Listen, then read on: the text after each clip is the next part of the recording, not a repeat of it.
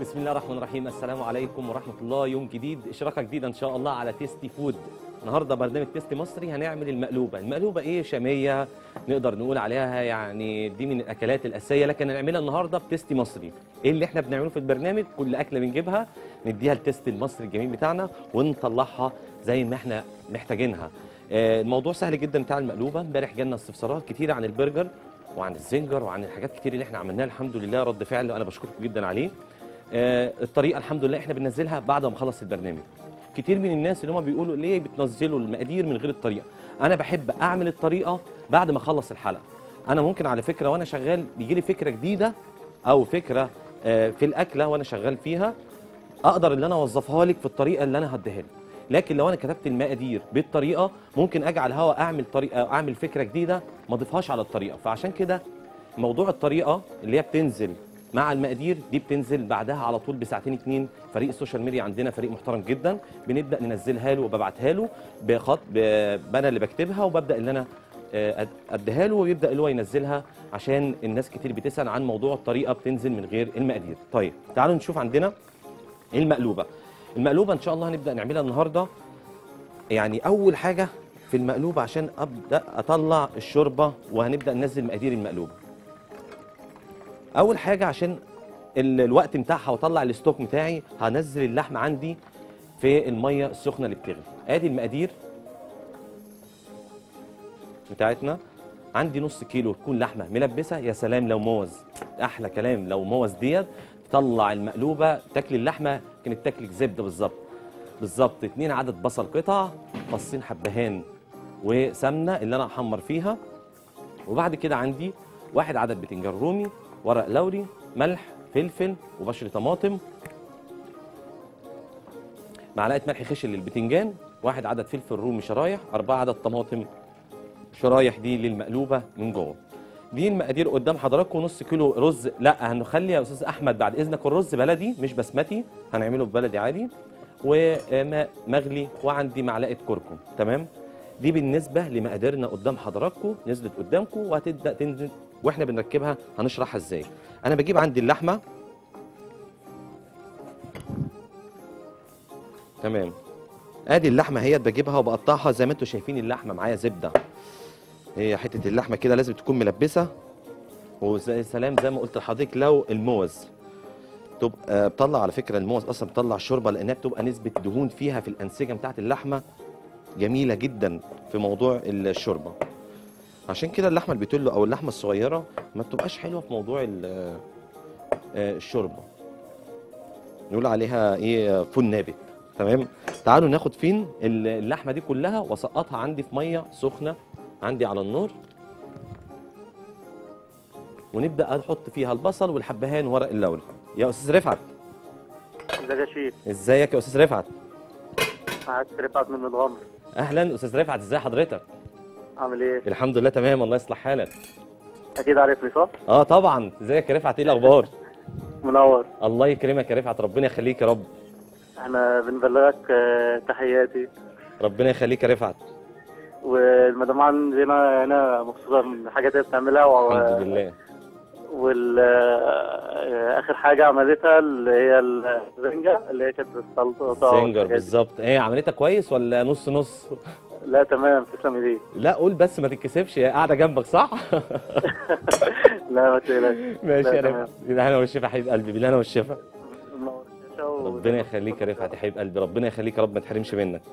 شكرا يا رفعت، ربنا يكرمك. سلمني على الاولاد وكل الاسره اللي عندك. ادي عندي البصل، هو اكتر حاجه بتبسطني، مش تسلم ايدك، لا احنا جربنا الاكله، جربت الاكله دي انا ساعتها كده بفرح بصراحه. هي دي اكتر كومنت انا بحبه، احنا جربنا اللي انت عملته وطلع معانا مظبوط 100%. على فكره انا معايا الموبايل وهنبدا نشوف الرسائل، هنقراها دلوقتي. البوست نزل قدام حضراتكم، بوست تيستي فود، وهنبدا نشوف كام رساله كده نقراهم واحنا شغالين، فابعتوا لنا بقى ونشوف الابداعات. صفحه تيستي فود، يلا. هبدا ان انا ايه اقطع البصل مكعبات كده اهو. تمام. استاذه سلمى المصري بشكر حضرتك جدا. استاذه عبير انا اللي بشكر حضرتك على كلامك الحلو. استاذ حامد عباس، لو سمحت يا شيف، عايزين التحضير لكل ست بيت. يوم الخميس على فكره في حلقه مميزه جدا جدا هتبقى طول اليوم عندنا هنا في تيستي فود، فان شاء الله تابعونا. زيزي جمال انا بشكرك جدا على كلامك الحلو، وجيهان ربنا يكرمك يا استاذه جيهان ما تحرمش منك. هنقرا شويه كده وبعد كده نرجع نشتغل تاني. ادي البصل بنزله عندي في اللحمه، بعد كده عندي حبهان ورق لوري. في ناس عايزه تحط البوكيه جرنيه كامل مفيش مشكله، لكن انا ساعات بحس البوكيه جرنيه بياخد شويه من طعم اللحمه. انا يا دوبك بس هو البصل ورق لوري والحبهان. الحبهان عشان نضيفه بص لازم تكسريه كده عشان تطلعي الفليفر اللي فيه. الحبهان، ولو عندك مستكه حط لا جوز الطيب ما احبهاش في الشوربه بصراحه. انا احبها في لما نيجي نحبش مثلا طاجن عكاوي ولا حاجه ارش عليها. تمام حالا. هجيب عندي البلانشه الخضراء دي واطلع الفليفر اللي موجود عندي في الحبهان اهو. اضغط عليها ضغطه كده عشان يديني الطعم الحلو. سامع الطقطقه دي تطلع على طول الطعم بتاعه. تمام. واخد الحبهان ونروح فين عندي على اللحمه واغطي عليها عشان تعمل لي الشوربه المحترمه بتاعتي. طيب بس كده البلانشه دي عندي بلانشه تبقى للخضار نخليها. عندي بتنجان. ايه تاني عندي؟ هنبدا نعمل موضوع البتنجان. ازاي هنعمل البتنجان؟ هتتابعونا يلا دلوقتي ونشوف. يا مدام ماجده. السلام عليكم. وعليكم السلام ورحمه الله وبركاته. ازيك يا شيف محمد؟ يا مساء الفل. طبعا احنا متابعينك من زمان. يا رب يكرمك. واللي بيعجبني المنيو بتاع حضرتك. ربنا يخليك يا رب. بص يا شيف محمد، اتفضلي. تقول لي على ورقه اللحمه بطريقتك. ورقه اللحمه من عينيا الاثنين. تسلم عينك. وتقول لي انا بعمل البشاميل اول ما بنزل اللبن الاقيه كلكع. قول لي الخطوه اللي بتعملوها انتوا تخلوا الدنيا حلوه كده. اللبن يبقى دافي بس، يعني تدفي اللبن او تسخني اللبن وبعدين ما تنزليش باللبن مره واحده على طول، شويه شويه. حضرتك بتحطي شويه وتقلبي شويه وتقلبي. لازم اللبن او الكريمه، اللبن والكريمه اللي انت حطاهم او الحليب بس لازم يكون دافي. شكرا يا شيف. تقول لي على ورقه اللحمه بعد اذنك. من عينيا الاثنين. تسلم عينك. ورقه اللحمه كل الخضار اللي عندك. في اكل عندك في اسبانيا اسمها البايلا. البايلا دي بيجيبوا كل الاكلات الباقيه طول الاسبوع. اكله دي اشهر اكله في اسبانيا اسمها البايلا، والمغرب برضو مشتهره بيها. جيبوا الاكلات كلها، جمبري على فراخ على سمك على رز وكله تمام، بس بيختموا لها شويه رز عشان يبقى الطعم حلو، ويحطوها في طاجن ويسووها. نفس فكره ورقه اللحمه. ورقه اللحمه كانوا زمان بيعملوها الجزارين، كان اي حاجه كان الموضوع بيبقى صعب عليهم في موضوع الاكل، فبيقوموا جايبين الورقه بتاعتهم اللي هي الورقه الكرتون لو تفتكروها بتاعت زمان، ويحطوها، وبعد كده بيجيبوا اللحمه واي خضار عندهم بيضيفوه مع شويه ملح وفلفل، وعلى الفرن اللي جنبك يا ابني وجيب لنا ورقه اللحمه وتعالى. كان هو دي فكره ورقه اللحمه، فما تربطيش نفسك بيها. اي خضار عندك ضيفيها، والتحابيش دي بتاعتك انت او مع شيف حسين. تعالوا بقى نشوف البتنجان. هجيب عندي البتنجان كده واقطعه شرايح. طيب البتنجان عشان ما يمررش وما يشربش زيت، ملح خشن بس، يعني مش هنفتي بقى كتير ونتنقع نص ساعه في ملح خشن. المعلومات دي سمعتها 100 مره، وعشان ما يمررش منك. لكن انا هقلي على طول عشان الوقت. حضرتك بس تسيبيه في شويه ملح شويه ميه وشويه ملح خشن، وتبداي انت تحطيه فين؟ على الشوايه. لو حابه تحطيه على الشوايه شغال، لو حابه ان انت في الزيت على طول يبقى زي الفل.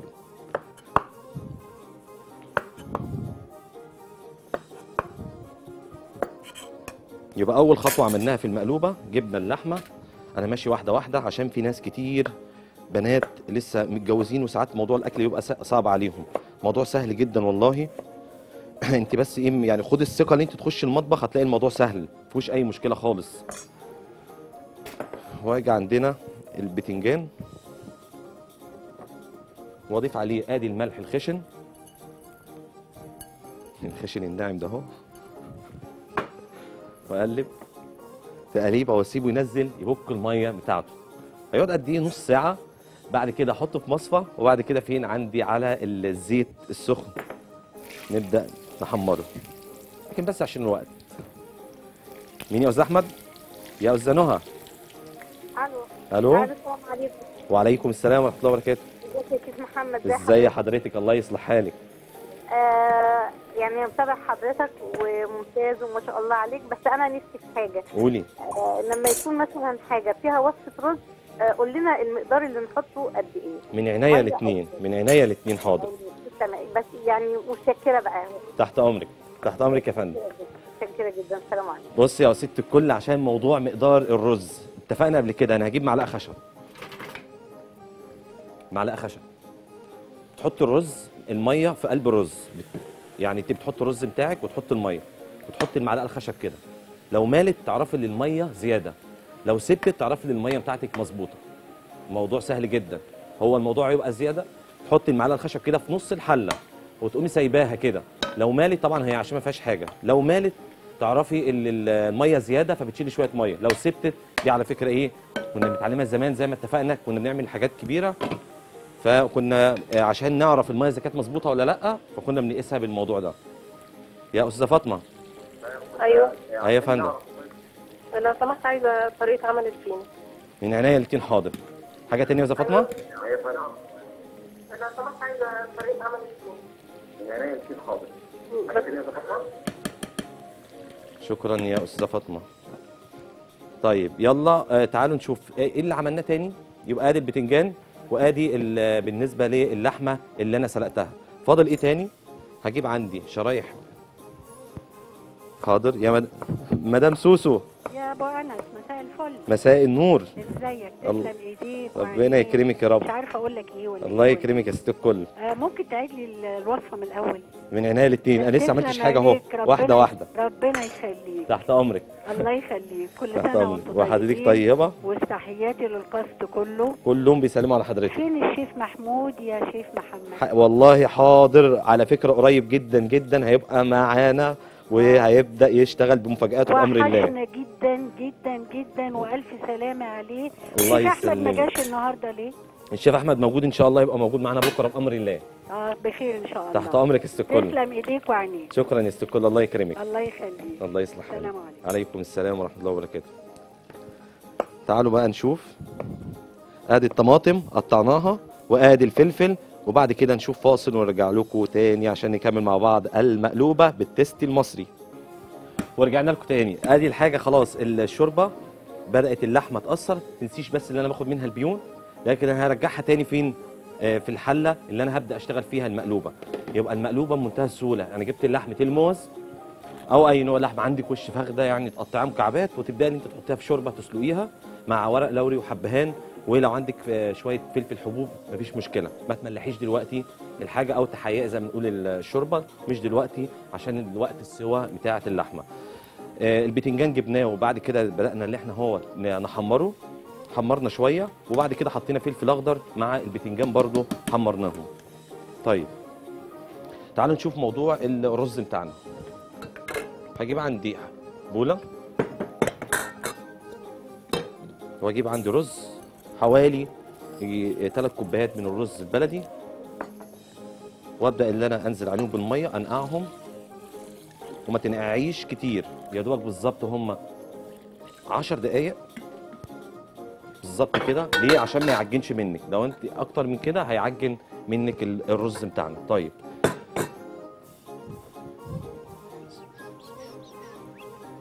ماشي. وادي البتنجان خلاص. يلا نبدا نركب الشغل بقى بتاعنا. هاخد عندي اللحمه ونجيب طبق. ادي الطبق بتاعنا.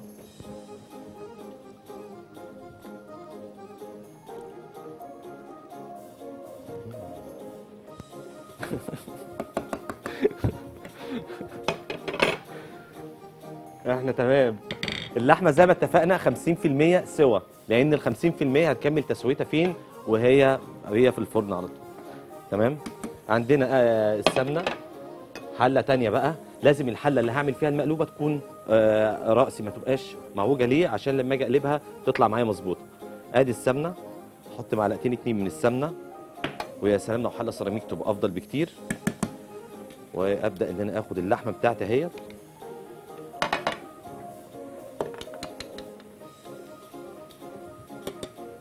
بس دلوقتي ايه ممكن على فكره نديها الملح والفلفل بتاعها. ادي الملح وادي الفلفل عشان تبقى مظبوطه يا استاذه ايناس. الو الو، استاذه ايناس ازي حضرتك؟ ازاي حضرتك انت؟ الحمد لله تمام. انا هقول لك كلمتين اتنين بس، انا برفع لك القبعه. الله يصلح حالك يا فندم. بجد والله ده من يعني ذوقي. مش عايزه اقول لحضرتك يعني انا من يوم ما شفتك وانا تقريبا جربت كل حاجه ما عدا الرقاق لسه الرقاق ما جربتوش، ده اهم حاجه. لا الرقاق لسه، بس حقيقي الرز اللي انت حضرتك عملته في الميه السخنه دي ربنا يكرمك يا ست الكل. تحفه تحفه تحفه. مش عايزة. انا على فكره يمكن تفتكرني انا كلمتك في اول برنامج خالص يا اهلا بحضرتك. وقلت لك انت الشيف الموعود. ربنا يكرمك يا رب، ده من ذوقك. بجد والله تسلم ايديك وحاجتك حلوه قوي ومظبوطه، والنهارده انا كنت مستمتعه بالرز جدا اللي هو اللي نعناه في الميه السخنه. طب الحمد لله رب العالمين. ايه رايك في البسمتي؟ بسمتي وطالع مفلفل وزي الفل. ها كنا احنا بنعمله. طب تمام الحمد لله رب العالمين. الحمد لله. لا تسلم ايديك، سلم ايديك، سلم ايديك. هنا والشفا. اي حاجه على فكره في دماغتنا هنقول على طول، مش هنبخل عليكم باي حاجه. ربنا يخليك. هو بس اللي هي طلب صغنطوط قد كده اهو. اتفضلي. بص انا بتفرج عليك تقريبا يعني كل يوم ما تبقى فاضي او تحطها في البروجرام بتاع حضرتك. اتفضلي. اللي هي بسم الله. معلش ايوه هو الهوا له كده رهبه. الشركسيه يا سلام. طب وتقولي لنا الشركسيه دي اصلها ايه بقى؟ هي الشركسيه بس يعني بحب يعني نفسي في الشركسيه اللي بتبقى بيضه ما بتبقاش بني. يا سلام من عينيا الاثنين. يعني انت عارف الصوص يبقى ابيض مش بني، لان بتتعمل كده بني ما بحبهاش. انا هعمل لك احلى شركسيه انت عايزاها، انا عارف طلبك. انا مش عارفه، فاكره والدتي كانت بتقول لك ان ما كانتش بتحبها ابدا عشان كانت بتقشر عين الجمل. انا حاولت ان انا اقشر عين الجمل ما عرفتش ابدا ان انا اقشر عين الجمل. هقشر لك عين الجمل. كان زمان الشركسيه ديت اكل قديمه بتاعت عثمان، عارفه عثمان؟ تحت امرك يا فندم. شكرا لحضرتك. اللي هعمل فيها بقى هحط فيها اللي هعمل فيها المقلوبه، هحمر فيها ايه؟ اللحمه. بس ببعد شويه كده عشان ايه؟ اللحمه فيها ميه ولازم تاخد التحميره اللي انا عايزها. والنبي يا اعداد فكرونا بموضوع الشركسيه، ربنا يكرمكم. حطوها لنا في الخطه الجديده. تمام كده. ادي اللحمه ضفناها. السلام عليكم. هي دي بقى انا ليه بعمل كده؟ عشان تطلع الحاجه مظبوطه. طيب خلاص كده الرز بتاعنا بجيبه. امشي بالخطوات اللي انا ماشي بيها دي هتطلع الحاجه مظبوطه 100%. ادي المصفى. كل حاجه تخش هنا واصفي الرز كويس قوي.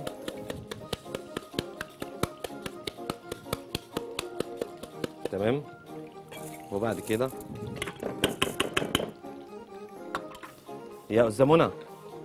السلام عليكم. وعليكم السلام ورحمه الله وبركاته. ازي حضرتك؟ ازي حضرتك عامل ايه؟ اهلا بيك يا فندم. احنا مبسوطين من اكلات حضرتك قوي وبنحب نتفرج عليك وبنحب نجرب اكلاتك. يا اهلا بحضرتك. بتطلع جميله قوي. طب الحمد لله رب العالمين. الحمد لله دايما كده يا رب. ربنا يخليك. انا بس بطلب منك طلب. انا باجي اعمل البيتزا بتطلع العجينه مكتومه مني كده شويه. ايوه. باجي احط الموتزاريلا على وشها ما بلاقيش بتشد. بصي بقى انا هعمل لك حلقه كامله عن البيتزا. البيتزا مفيش اسهل منها، خلي بالك. البيتزا مفيش اسهل منها اللي احنا نطلعها بتمط وكل حاجه، لكن هتتابعيني عملي عشان هشرحها لك كده. انت مش هتقدري تستفيدي اول معلومه توصل لك، لكن ان شاء الله تابعيني عملي وهقول لك الحاجه بالظبط هتطلع ازاي. ان شاء الله هتبقى تقريبا يوم السبت القادم بامر الله يعني. شكرا يا شيخ. تمام يا فندم. شكرا لحضرتك. شكرا على اللي بتقدمه لنا يا شيخ. ماشي يا فندم. شكرا لحضرتك يا استاذه منى. اللحمه اتحمرت خلاص. ناخدها بقى نحطها هنا كده عشان نبدا نشتغل واحده واحده بقى وبمزاج. ادي اللحمه. بص اقلبها لك اهي. بص اللون الذهبي. تمام اهي. بص اللون بتاع اللحمه خلاص كده بقت تمام. يا استاذ هاني. ايوه يا فندم. مساء الخير. مساء الفل. انا احب اهنيك يا شيخ محمد. ربنا يكرمك. بص انا معجب بكل اكلاتك، بس هو ليا سؤال بسيط بالنسبه للبيتزا. طبعا كل الناس بتسال على البيتزا، بس انا البيتزا اللي انا عايزه اعملها اللي هي البيتزا اللي هي الايطالي اللي انت عارف ان هي مش عيش، مش عايزه ده العيش، ليه تبقى كريسبي كده وفي نفس الوقت يعني تقدر تاكلها وتستطعم وتمسكها في ايديك. اللي انا بشوفها في مصر كلها مش ايطالي، مش ايطالي يا فندم، دي سبونشي، دي امريك دي مش ايطالي.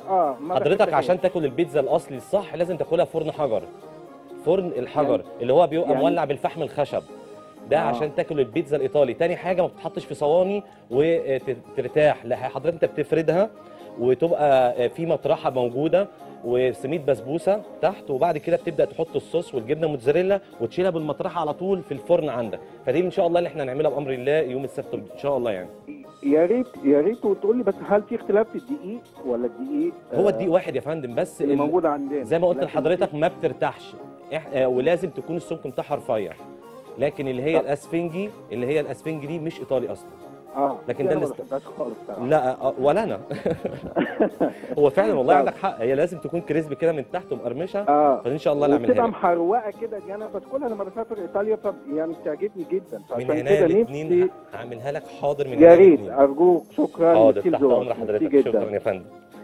طيب جبنا البتنجان. ناس مشاهدينا فاهمين ازاي، عارفين الديتيلز بتاع الموضوع. ادي البتنجان هبدا اللي انا ارص اهو يا استاذ ابراهيم. السلام عليكم. وعليكم السلام. ازيك يا شيخ محمد؟ ازي حضرتك يا استاذ ابراهيم؟ الله يخليك. ابراهيم سلامه من اسماعيليه. يا اهلا بحضرتك وكل اهل اسماعيليه، احلى ناس على قلبي. الله يخليك يا شيخ. الله يكرمك. سعداء جدا بقناه تيست وبحضرتك وبكل الاستاف. يا رب يكرمك يا رب. بافتتاح القناه. انا اللي بشكر حضرتك جدا على مكالمتك. الله يخليك. الله يخليك. وهتبعت لنا السمك ها؟ بالتوفيق. والمقلوبه طبعا دي حاجه يعني نفسنا تبقى ينفع تتعمل بسي فود. طبعا كل تنفع باللحمه وتنفع بالسي فود، تنفع باي حاجه انت حضرتك عايزها، بالفراخ وبالسي فود وباللحمه. هعملها لك على فكره بالسي فود قريب. يا ريت يا عينيا يا ابراهيم. منطقه القناه بقى سلام. السي فود دي اساسي يعني. بس عندي شرط. هتبعت لي سي فود ماشي؟ مفيش مشكله خالص. وانا هبعتها لك بعد ما تخلص. على اتصال ان شاء الله. ان شاء الله يا استاذ ابراهيم. شكرا لحضرتك. شكرا يا استاذ ابراهيم. بص بقى الطماطم، يبقى احنا اللحمه تحت والبيتنجان، وبعد كده يا استاذه نيره الطماطم، وبعد كده الفلفل. احنا ماشيين خطواتنا ونكبس كده واحده واحده. وادي الفلفل الاخضر. مش حته مقلوبه ايه بالهنا والشفا اللي ياكلها. تمام كده. وبعد كده تعالوا نشوف بقى الرز بعد ما اتنقع. الرز بعد ما اتنقع بديله معلقه كاري يا استاذه نيره. طيب حضرتك اتصلي بينا تاني. شويه كركم تمام، ونديها الملح والفلفل.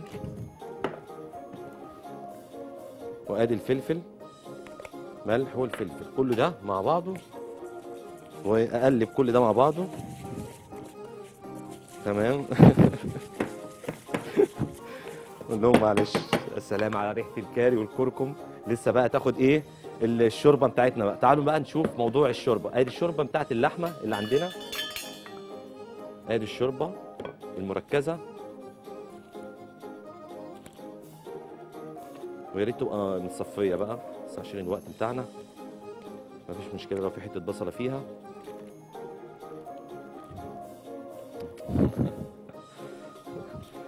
والاستاذ احمد لو بيقول لو في شويه ليمون او شويه جوز الطيب، ده موضوعك انت بابا، اعملها في البيت. ما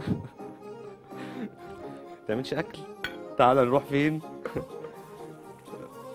ادي بالشوربه بالرز. انا لازم تجربي المقلوبه دي بقى، بس الموضوع حلو قوي. وهي شويه شوربه كمان يا دوبك عقله صابع. بص اهي عقله الصابع هي اللي بتبقى بس موجوده، والرز يكون باين زي ما انت شايفه كده.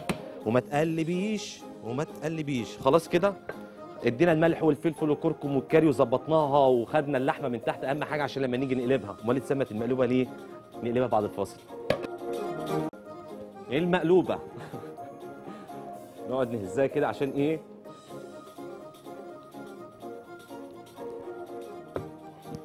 بسم الله الرحمن الرحيم. لازم ايه؟ لازم تخبطي كده. بحيث ان هي تنزل الاول وبعد كده تشدها تشيلي واحده واحده. بسم الله الرحمن الرحيم. بسم الله. تمام. تعالوا بقى نديها ديكور.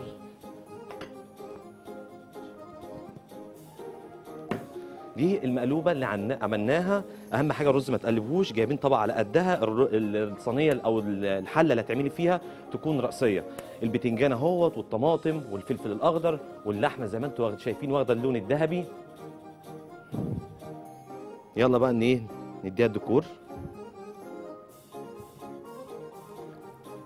يا ام شيماء.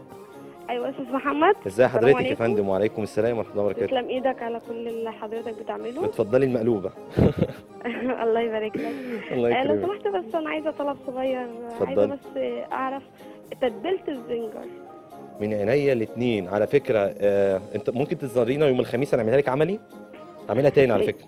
يوم الخميس؟ بس بشكل مختلف شويه، لكن هعملها لك يوم الخميس بامر الله. ماشي، متشكره يا استاذ تحت محمد. امر حضرتك يا فندم. وحضرتك موجوده عندك على الصفحه. زي ما انتم شايفين كده ايه، تبداي ان انت تلميها وسم. تمام.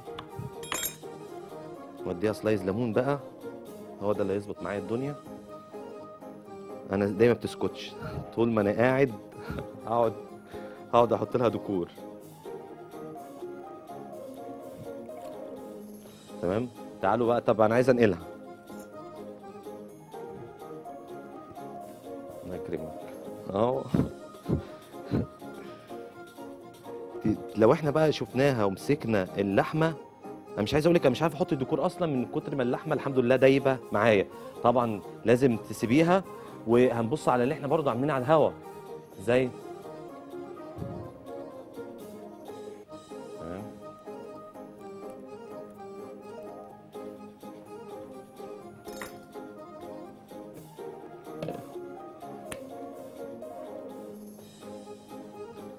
تمام. نقدر نحط الديكور اللي احنا عايزينه، كزبره، بقدونس، زي ما شايفين. دي المقلوبه بالهنا والشفا. ادي الحاجه دي. طيب ممكن نروشها بايه بقى يا عم محمد؟ شويه حمص كده من فوق، حمص مسلوق. ده حمص ده يظبط معاك الدنيا. تمام. حمص مسلوق. تمام. ادي الحاجه اهيت. تمام. على فكره لو انت عايزه تحطي الحمص جوه المقلوبه شغال، لكن احنا عاملين حاجه بايه زي ما اتفقنا، تيستي مصري.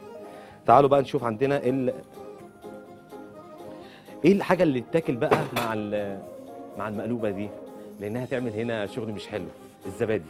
هو ده الزبادي. على فكره في الخليج بيعملوا مشروب اسمه الرب. الرب ده اساسي يعني في الاكلات التقيله بالذات، لان هم بياكلوا ضان كتير وحاجات كتير. الرب ده زبادي وتوم، يا دوبك زيت توم، حاجه بسيطه، ومع لبن رايب، ويضربوه في الخلاط مع شويه ملح وشويه فلفل، ويبداوا يشربوه، بيبقى زي العصير كده، بيشربوه مع اي اكله تقيله زي دي. فاحنا نعمل سلطه زبادي، ده اللي هي متعارفه عندنا واللي احنا عارفينه. عندي زبادي، بجيب نص كيلو من الزبادي، واجيب مع سلطه الزبادي هضيف جبنه كريمي. جبنه كريمي هتدي تيست حلو قوي، يعني لو انت سبتيها شويه في الثلاجه بتدي تيست فوق الروعه. معلقتين 2 من الجبنه الكريمي عليها. ايه الاساسي بقى عندنا في سلطه الزبادي؟ والمقادير قدام حضراتكم نزلت، نقدر اللي احنا نكتبها. بشر الخيار. ادي الخيار المبشور، بجيبه بغسله كويس جدا. حاولي تغسلي الخضار كويس جدا، يعني اي خضار عندك.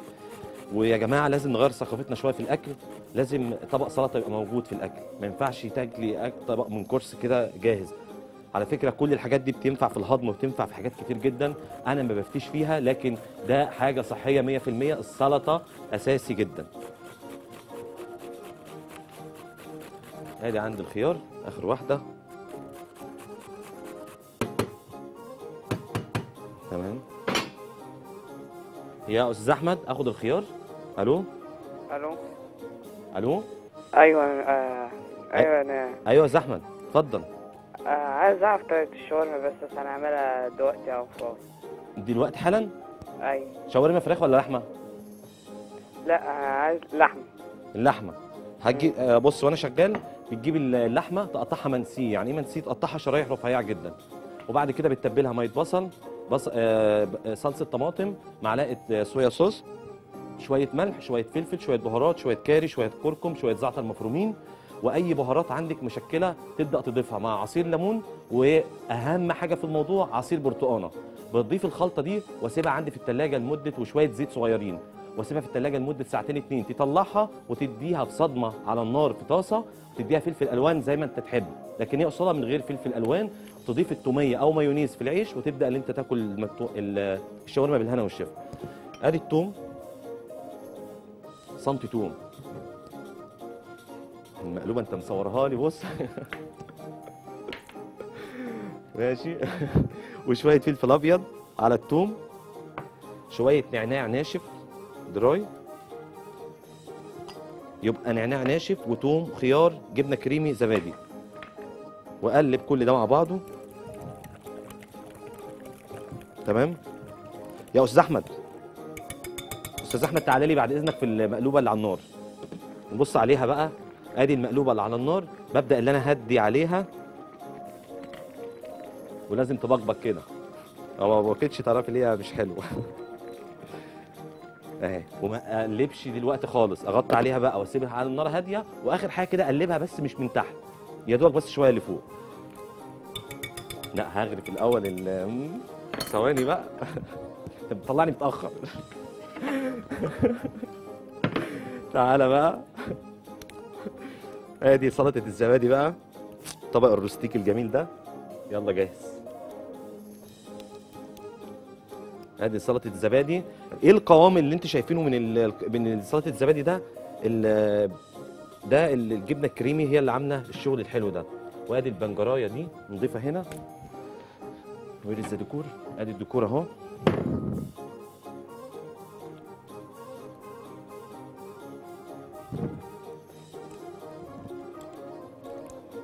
تمام. يلا يلا يلا خلاص كده. وتقدم مع الخبز عندي المحمص، ويا سلام بقى شويه ايه يا عم احمد، زيت زيتون. واشوفكم بكره ان شاء الله في حلقه جديده من تيستي مصري. السلام عليكم.